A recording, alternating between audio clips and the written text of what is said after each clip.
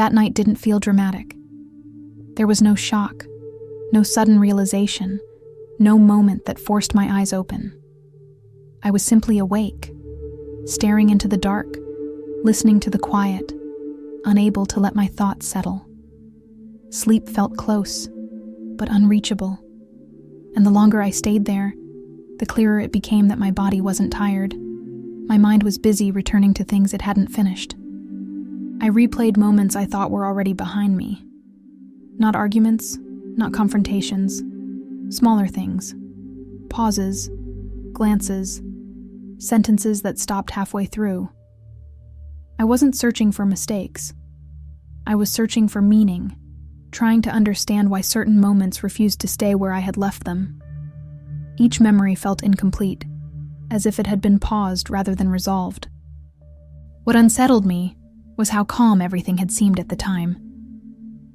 Nothing appeared urgent enough to demand attention. I had gone through the day functioning normally, speaking when necessary, staying composed. But lying there awake, I realized how much I had held back, not out of fear, but out of habit. Silence had felt easier than clarification. Letting things pass had felt safer than asking questions I wasn't sure I wanted answered. The night stretched on, and the memories grew quieter, but heavier. I wasn't reliving them emotionally. I was reviewing them carefully, as if my mind were trying to locate something it had missed. A moment where I could have spoken. A feeling I had dismissed too quickly. I noticed how often I had chosen restraint over presence, calm over honesty, ease over expression. None of it felt wrong in the moment, but together it was enough to keep me awake. Lying there, I understood something I hadn't during the day. Some thoughts wait until everything else goes quiet. They return when there's no distraction left to protect you from them. That night wasn't about regret or guilt. It was about recognition. Because staying awake, replaying everything, isn't always about what went wrong. It's about noticing what never found its way out of you, and realizing it may not be finished with you yet. I told myself it was just one of those nights, the kind where sleep takes longer, where thoughts wander without direction. I tried shifting positions, slowing my breathing, letting the dark do its work. But the more I tried to quiet my mind, the more clearly certain moments surfaced, not loudly, not insistently, just present enough to be noticed. What stood out wasn't what had happened, but what hadn't. The conversations that ended too neatly. The feelings that were acknowledged internally, but never spoken aloud. I realized how often I had moved through the day choosing efficiency over depth, composure over curiosity. None of those choices felt wrong at the time. They felt practical, responsible. And that's what made them difficult to question. Lying there awake, I could sense how carefully I had managed myself. I hadn't lied. I hadn't avoided. I had simply edited, trimming reactions, smoothing edges, letting moments pass without expanding into them. That editing allowed everything to function smoothly. But now, in the quiet of the night, I could feel the weight of what had been compressed. I noticed how my mind kept circling the same spaces. Not the events themselves, but the pauses between them. The seconds where something real could have been expressed, then wasn't. Those pauses felt unfinished, like sentences left open. They weren't asking for correction. They were asking to be acknowledged. As the night deepened, I understood why sleep wouldn't come. It wasn't because my thoughts were racing. It was because they were waiting. Waiting for me to notice what I had been postponing during the day. Some nights don't keep you awake because something went wrong. They keep you awake because something true hasn't been given space yet. As the night went on, the replay became more deliberate. I wasn't drifting through memories. I was returning to them with focus. My mind moved carefully, revisiting moments I had decided were insignificant. The way I nodded instead of responding. The times I let a sentence end early because finishing it felt unnecessary. Each small choice felt harmless on its own. Together, They formed a pattern I could no longer ignore.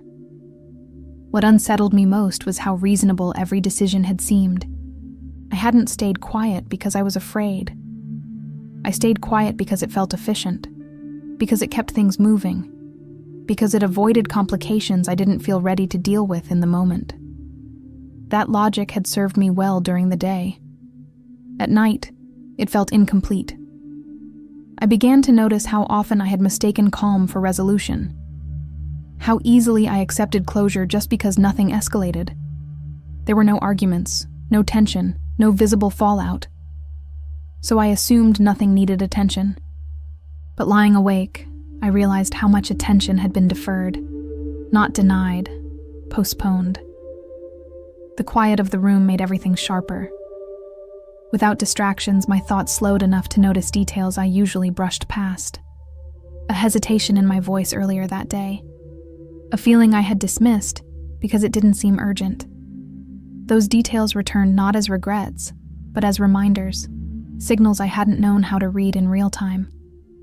I understood then that replaying everything wasn't about correcting the past. It was about understanding the present. My mind wasn't searching for different outcomes. It was trying to trace how I had arrived here, awake, alert, carrying things that hadn't found a place to land. The night wasn't punishing me. It was giving me space. I noticed how often I prioritized being easy to be with, how instinctively I softened my presence to fit the moment. That habit had become so natural that I rarely questioned it. But in the stillness, I could feel its cost. Not dramatic, just cumulative. There were moments when I almost drifted off, only to be pulled back by another memory. Not intrusive, not loud, just unfinished, as if my mind were gently tapping the same spots, asking if I was finally willing to look at them. Sleep hovered nearby, waiting for acknowledgement rather than exhaustion. I began to see that staying awake wasn't a failure to rest. It was a response. A signal that something I carried during the day needed a quieter space to be noticed. Night had removed the performance of composure. What remained was honesty without witnesses. That honesty wasn't accusing. It wasn't demanding action. It was simply present, steady, patient. It showed me how much of myself I had learned to contain in order to move through the day smoothly, and how containment, when practiced long enough, asks to be released somewhere. As the hours passed, the replay softened. Not because it was finished, but because it had been seen. And in that recognition, I understood something I hadn't before, that some nights keep you awake not to punish you, but to remind you that what goes unspoken doesn't disappear. It waits. As the replay continued, I started noticing what my mind avoided during the day. Not events, but patterns. The way I consistently chose composure over curiosity. How often I stayed quiet not because I lacked words, but because speaking felt like it would slow everything down. Efficiency had become my language. At night, it felt insufficient. I realized how much effort went into appearing settled. I managed reactions before they reached my face. I filtered thoughts before they became questions. That control kept things smooth, but it also required constant attention. Lying there awake, I could feel the exhaustion beneath that control. Not physical, but emotional. There were moments when I questioned whether I was overthinking, whether replaying everything was just my mind looking for problems where none existed. But the feeling wasn't anxious. It was precise. It didn't exaggerate or spiral. It simply returned to the same quiet points, as if saying, "This is where something paused." I noticed how often I told myself that timing mattered, that there would be a better moment to speak, a clearer opportunity to express what I felt. Those future moments felt responsible, even wise. But they never arrived.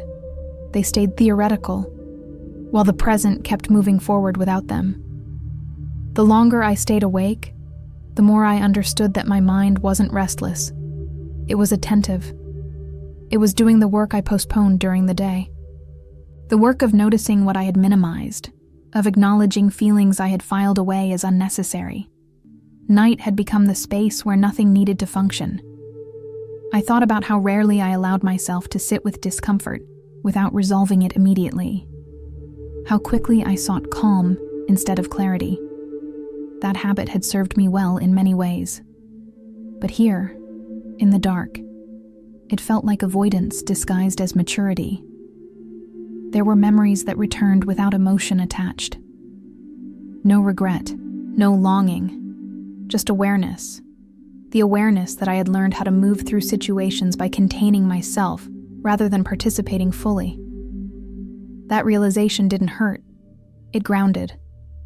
I began to see how staying awake was an act of honesty. Not intentional, not chosen, but necessary. Sleep wasn't coming because something hadn't been acknowledged yet. An acknowledgement, unlike resolution, doesn't rush.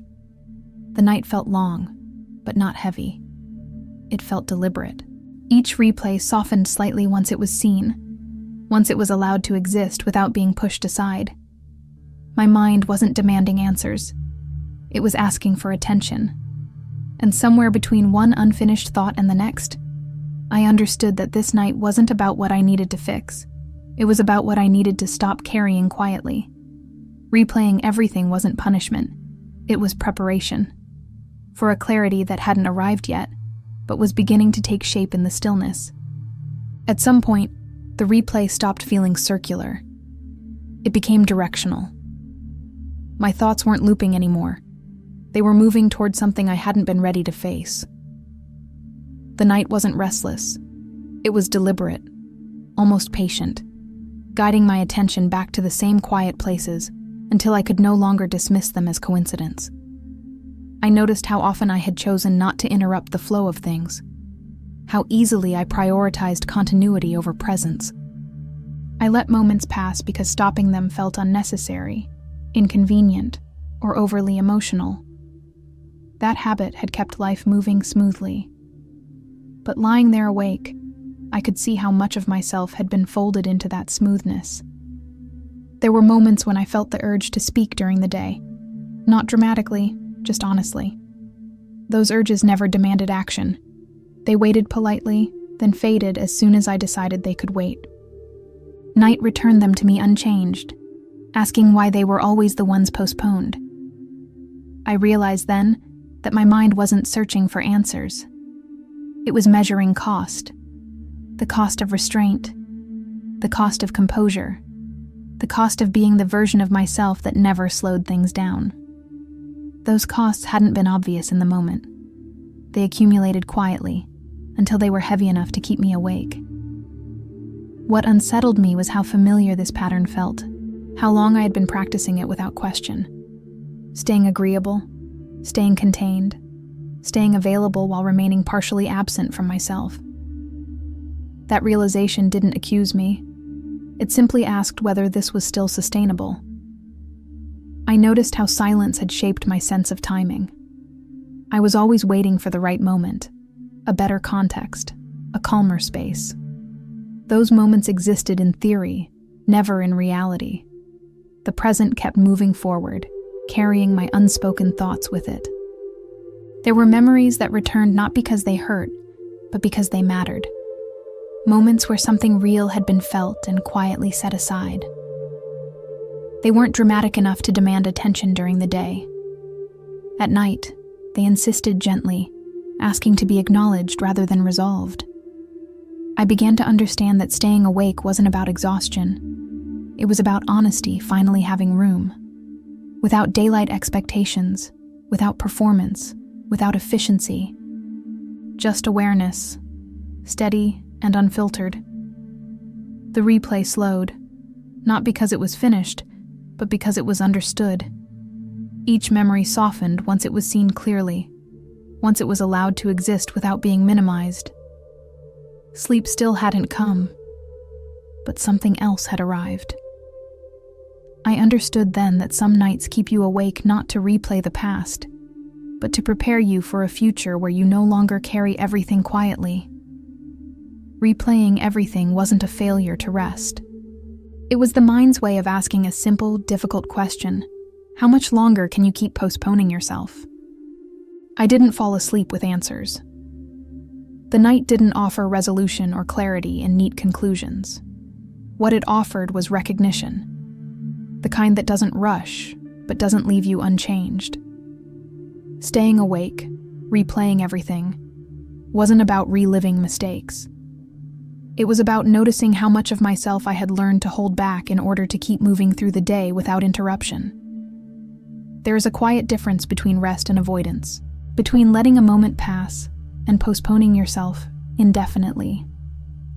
That night showed me how easily silence can become a habit, how restraint can feel responsible while slowly asking for more than it gives back. Awareness doesn't demand action right away. Sometimes it simply asks you to stop pretending you didn't notice. If you stayed with this story until the end, thank you. Some stories don't exist to tell you what to do next. They exist to keep you company while something inside you settles into place. If this night felt familiar, let that recognition stay gentle. There are more stories like this waiting, quiet, honest, and unafraid to sit with the thoughts that return when everything else goes silent. If you return for the next one, we'll continue together, listening closely to what wakes us up and what it's been trying to show us all along.